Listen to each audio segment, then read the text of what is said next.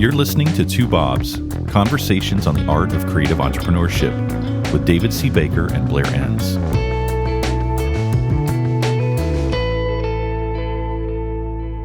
Blair, today, in the I can't even get it out, in the irony of ironies, you are going to talk about how we shouldn't be talking. This is going to go great. I can't wait. Insert awkward pause. Listen to me not talking. Oh, that was a cheap joke. Come on. I know you just thought of that on the fly because it wasn't good enough to have been pondered. So Yeah. just stop talking is the topic here, and I'm going to get you to talk about not talking. Okay.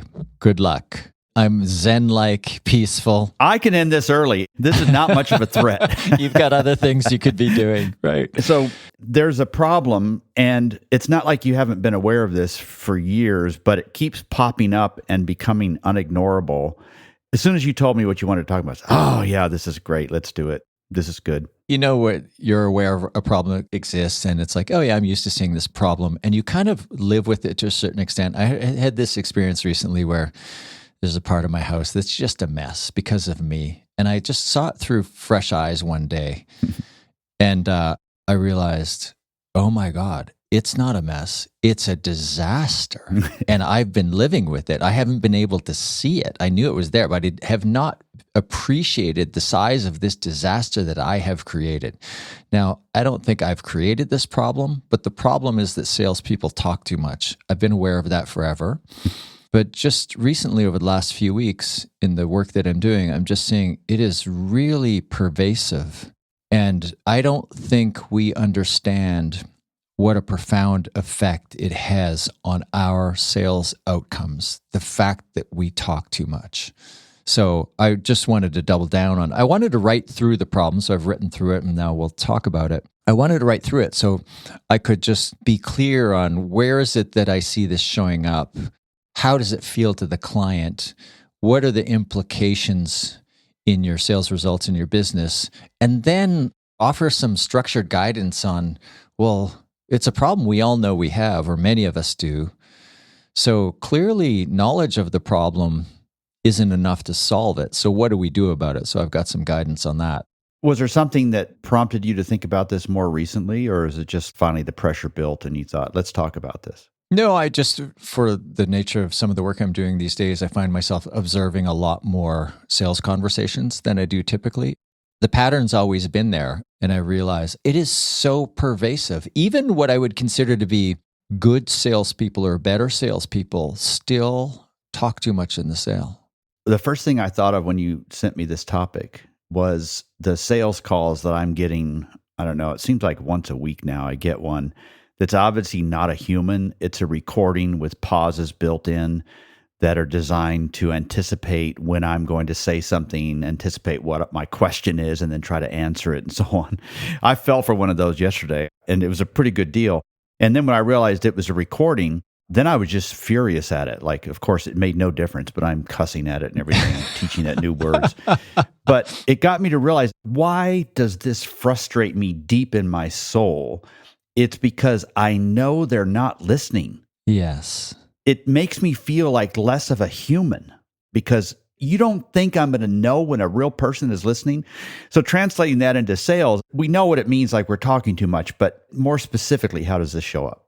Yeah. So how does it show? Why are we doing this? Well, the first point is, I have a collection of points under this banner, is we tend to show up in a sales conversation with a list of things that we feel we must communicate. So we have information we must impart to the client. And so I'll just run through some of it. Like, we have a value proposition or this statement about how we help, right? It might be positioning language or some sort of value proposition. We have all of the different things that we might do for the client, our service offerings. We often feel like we need to communicate to them the clients that we have worked with before to credentialize ourselves. We might want to reference the client that we're working with now, which is a lot like them, again, to credentialize. We have projects or past relationships or even outcomes that we're really proud of, and we can't wait to communicate those things.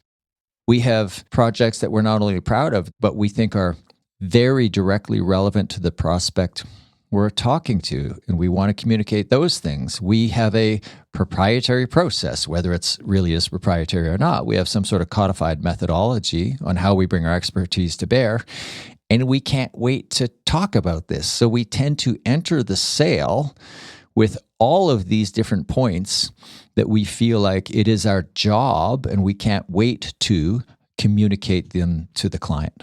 And the way we know that this isn't listening is because the list of things, like you gave a representative sample here, those lists doesn't change much. It's going to be the same with most any sales call, which kind of tells us we're not listening, right? And then if you happen to be training somebody that just joined you, you might pause the recording and say, now here's where I probably would have talked about this client that we did, rather than pausing the recording and saying, here's a question you might have inserted at that point, right? Just teaching people to talk more or teaching them how to listen more.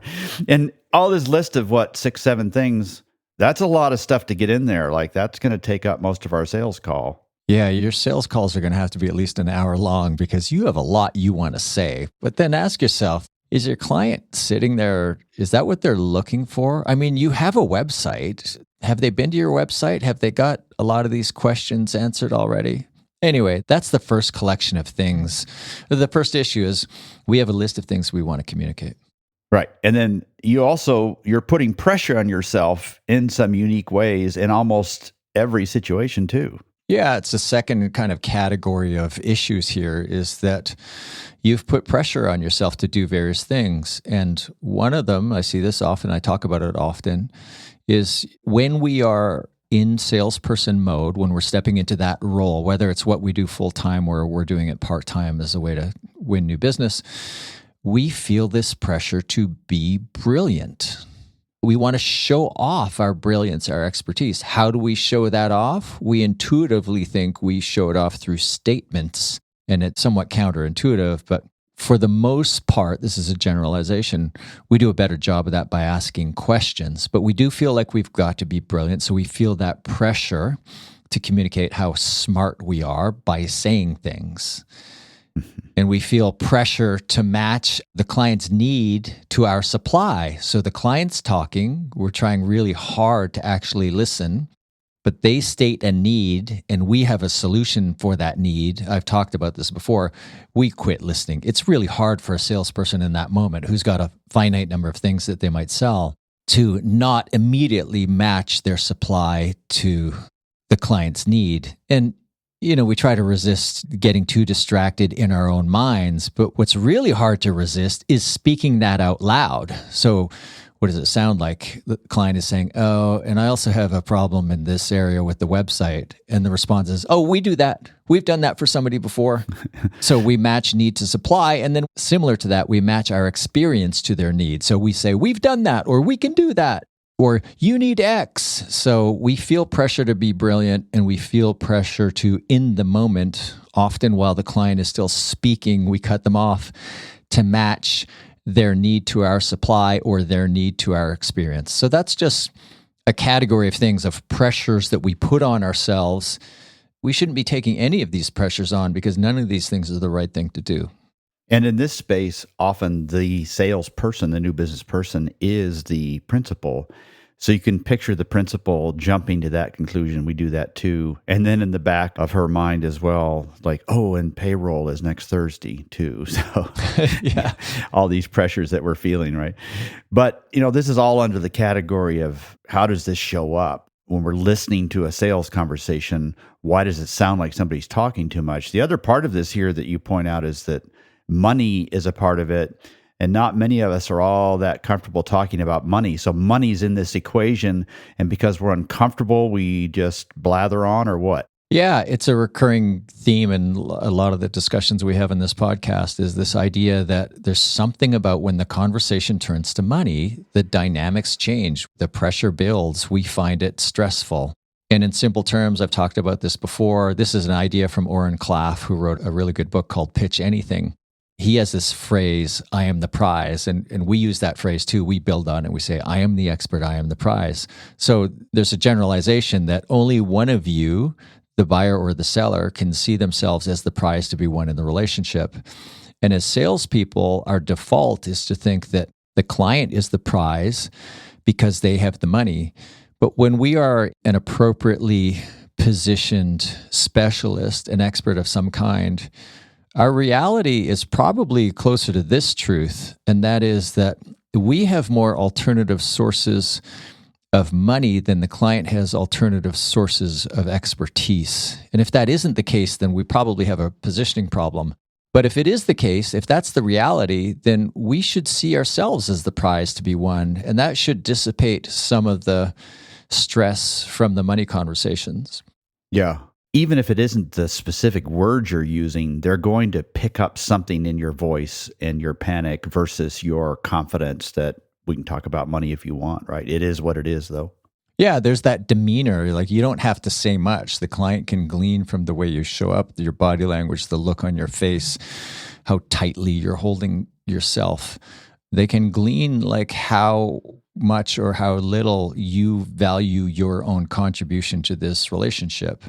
And you can overplay this idea of I am the prize, and that's not what I'm advocating. But if you don't recognize that, you have some value and the client would be better off if they hired you, then you're going to imbue the conversation with unnecessary stress. Yeah. So I think people listening have a sense of what we're talking about, but what does this feel like to the client? So flip to the other side of the conversation, listening to all of this extra talking, how does it feel like to the client?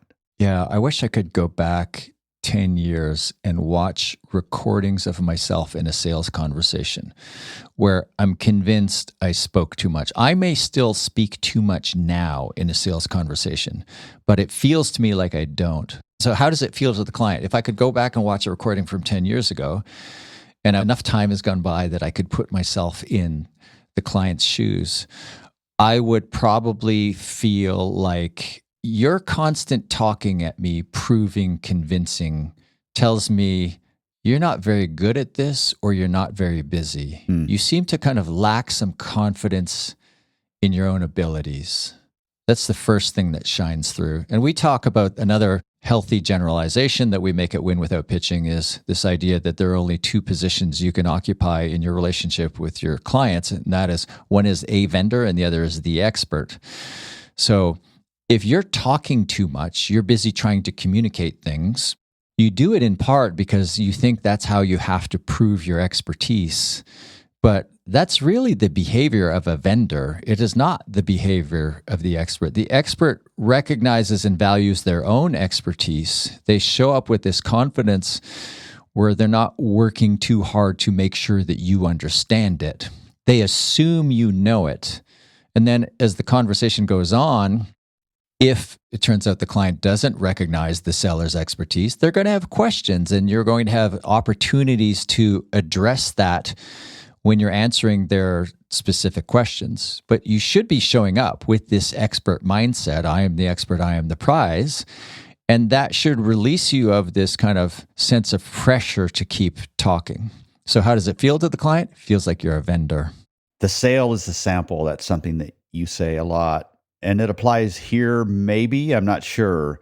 Is talking a lot going to show up later if in the client relationship it gets translated to I'm not listening and customizing my solution for you. I'm forcing this on you. I know best. I don't need your input. Is it fair to say that it would show up that way too?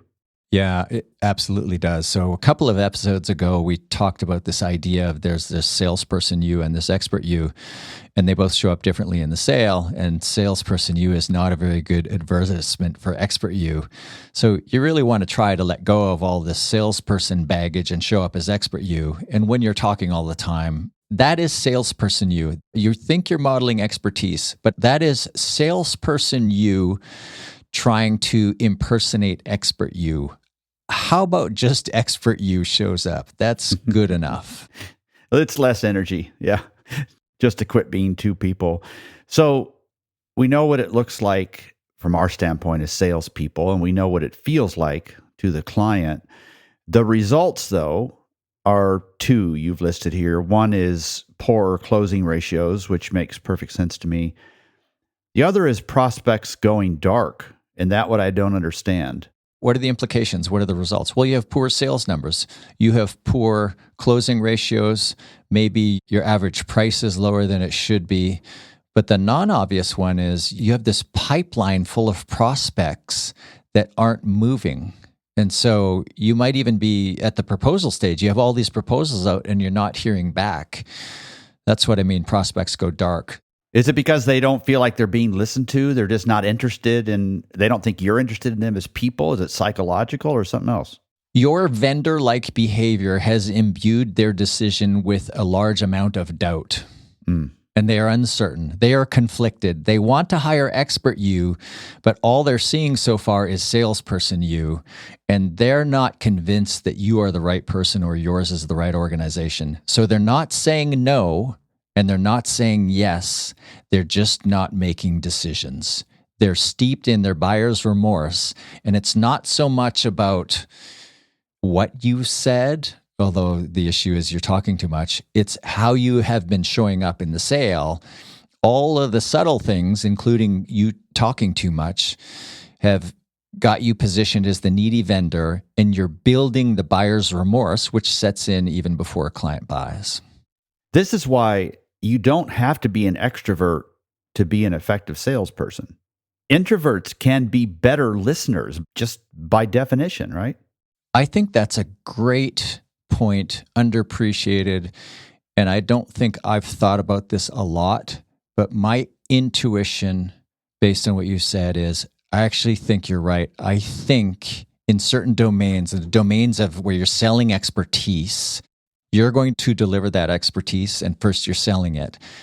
I suspect introverts can become better salespeople than extroverts quite easily, because the extrovert is already talking too much.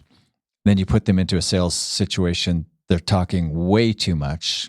The introvert isn't talking enough. In a sales situation, they're probably talking exactly enough. I need to do some study on that. That'd be interesting. Yeah, it would be. So I'm listening to this episode and I'm convinced I want to talk less. How do I do it? All right, I have 10 pieces of advice, 10 suggestions. I'd like you to consider each of these suggestions as a possible experiment, and you can pick one or you can pick a group of them and stick them all together. First one is, I have a sticky note. I'm standing in my studio. I'm looking at the camera. I don't see you because you and I don't look at each other when we're recording this, but I'm looking at a sticky note with the letters STFU, which means shut up. Right. And it's a reminder to myself when I'm in training mode, Blair, you talk too much. So number one, sticky note with those 4 letters or whatever letters are appropriate to you to tell yourself to shut up. Shannon Lee, our managing director, has business cards that she hands out. And on the back of the business card, it says, stop talking. I've seen that. Yeah, that's great. Yeah. So just a little note to yourself before you go into the call, sticky note, stop talking. That's number one. Number two, if you're using Zoom or a web meeting and you're using one of these note taker AIs like Fathom or Otter, and there are lots of other ones, most of these will report to you on your talk time.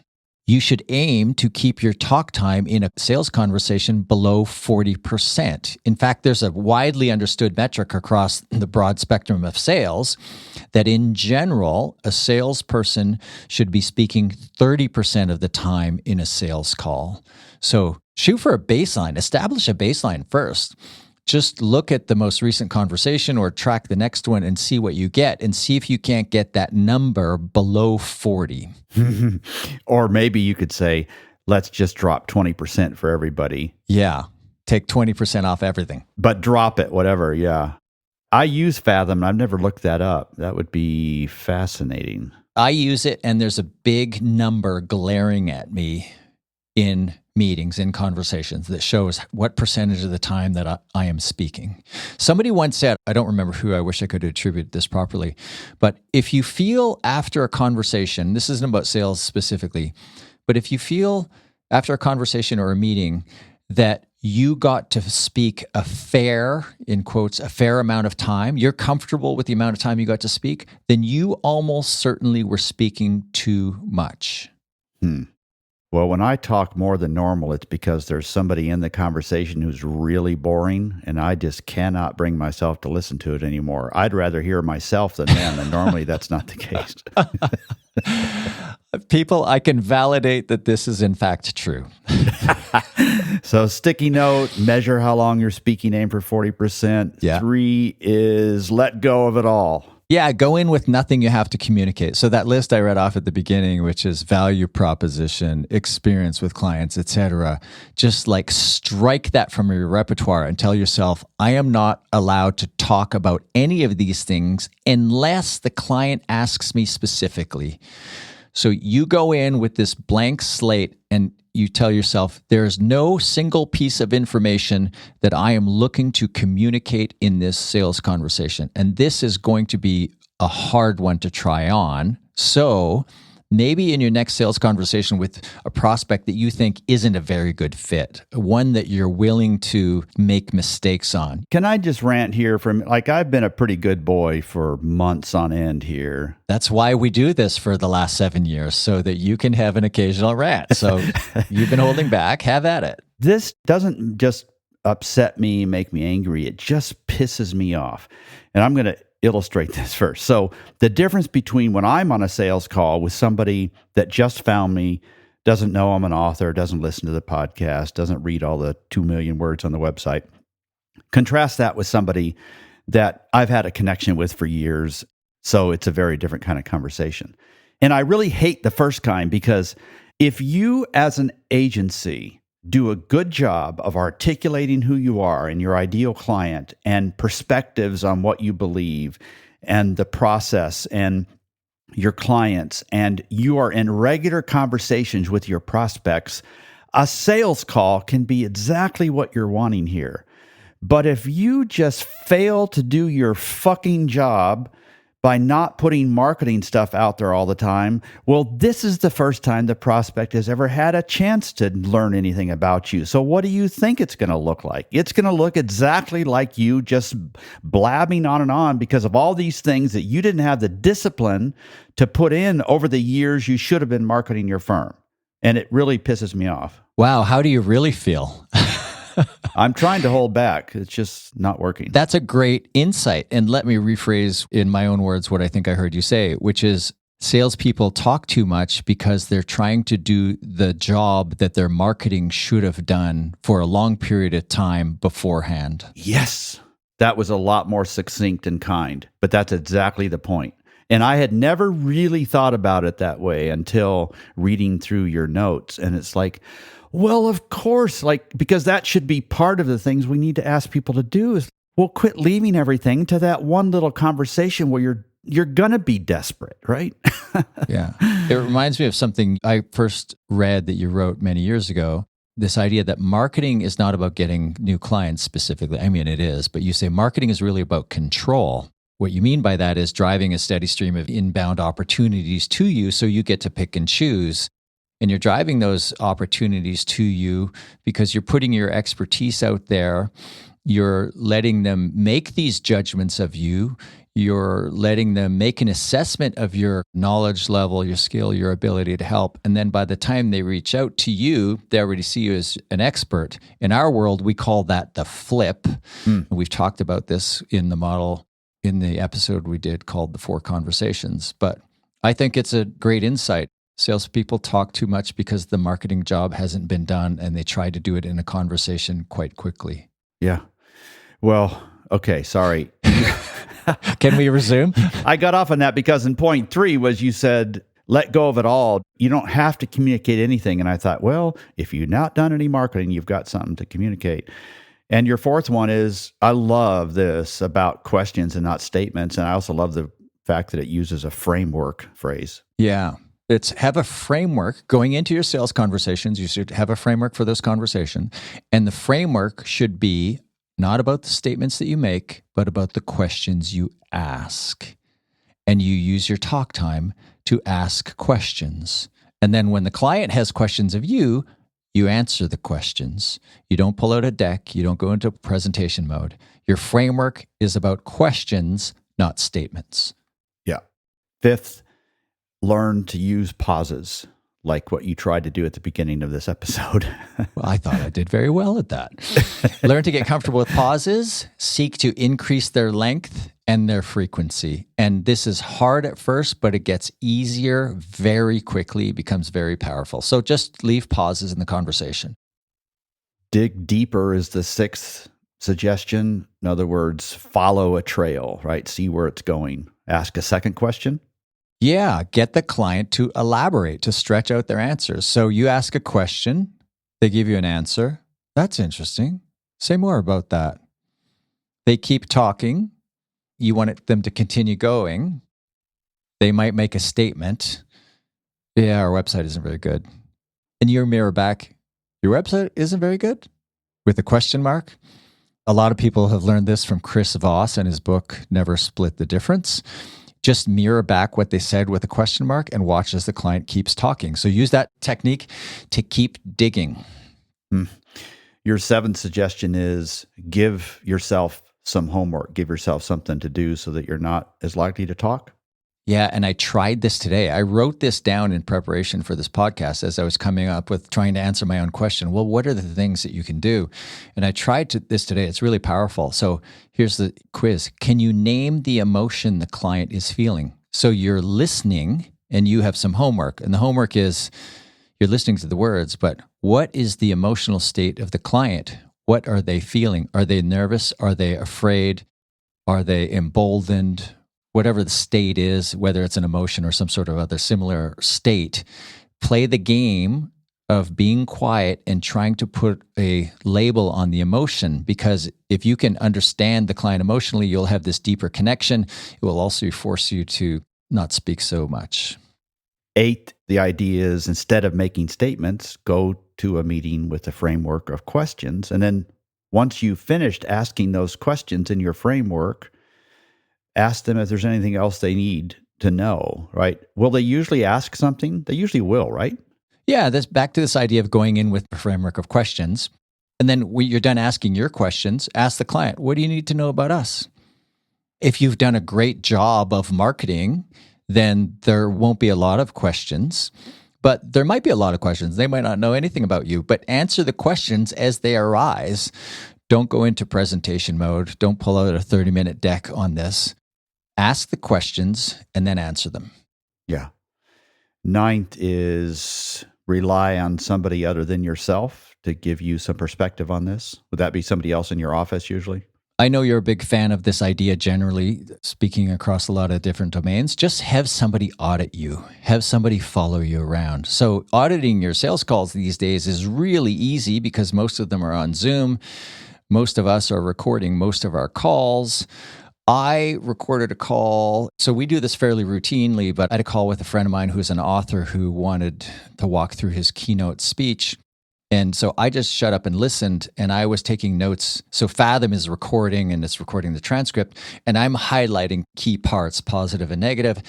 And then afterwards, I went through the transcript. Everywhere I've highlighted, I went in and added comments. And then I sent him the annotated transcript. Here's where you could have paused. I didn't understand what you said this. Try doing something similar with your sales calls. Record it. Hand that recording to somebody else and say, hey, I'm trying to get better at not talking too much, becoming an active listener. Can you watch this recording and annotate in the transcript where you think I should have paused, where I talked too much, whatever critical feedback you can give me around my pacing and this idea that I'm trying to talk less. Yeah. I think these tools that we have now, Fathom, Otter, et cetera, even in Zoom, they really allow for this.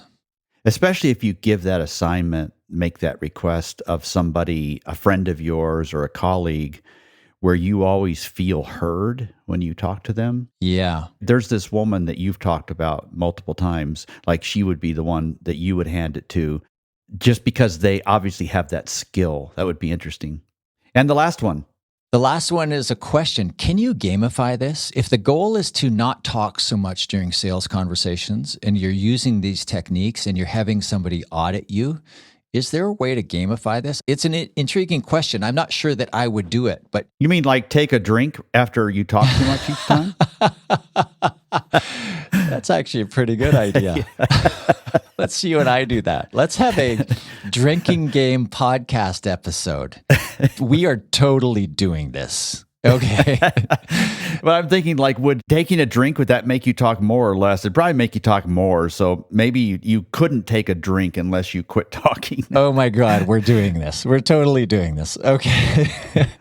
But yeah, however you want to gamify it, alcohol does not need to be involved. Let me make that clear.